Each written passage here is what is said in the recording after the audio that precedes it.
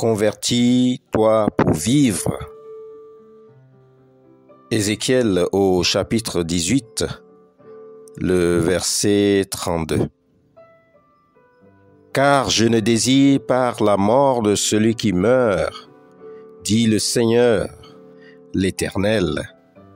Convertissez-vous donc et vivez. Les prophéties d'Ézéchiel dans ce chapitre s'inscrivent avant la destruction de la ville de Jérusalem et annoncent le jugement définitif de Dieu sur cette dernière. Le temple, le peuple, le royaume de Juda et la terre d'Israël à cause de ses multiples infidélités. L'Éternel est un Dieu saint. Il dit qu'aucune souillure n'entrera dans son royaume. La géhenne est la destinée de toutes les injustices. Dieu prévoit cependant dans son royaume une justice parfaite réservée aux rachetés. Une fois encore, la parole de Dieu nous met en face de notre propre responsabilité et face au choix à la vie et à la mort. Les théories actuelles de la psychanalyse tentent bien de cacher sous certaines excuses certaines formes de péché, comme la pédophilie, l'homosexualité, la prostitution et d'autres encore, et les mettent sous le compte d'autrui. Il est vrai que les environnements extérieurs peuvent avoir des influences sur certains choix de vie.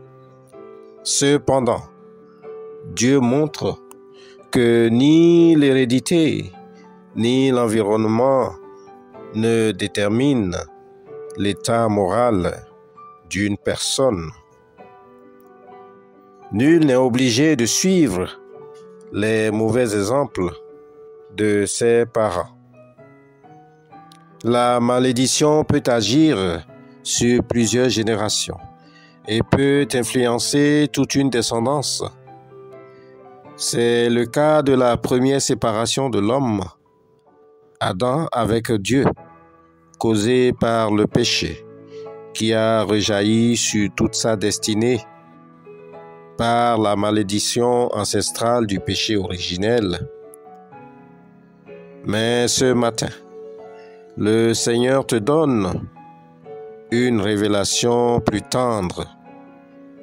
Si le Fils se détourne, si le Fils se tourne vers l'Éternel et ne suit pas la voie de son Père, il est épargné de la punition ancestrale et de la mort. Ézéchiel au chapitre 8, les versets 14 à 18. Bien-aimés dans la foi, Dieu a toujours un plan d'amour pour ses enfants, à condition qu'ils reviennent vers lui. La vie en Jésus-Christ t'épargnera de la malédiction familiale et t'offrira une vie bien meilleure. La volonté de notre Dieu n'est pas la mort des hommes, mais que ces derniers changent de conduite et vivent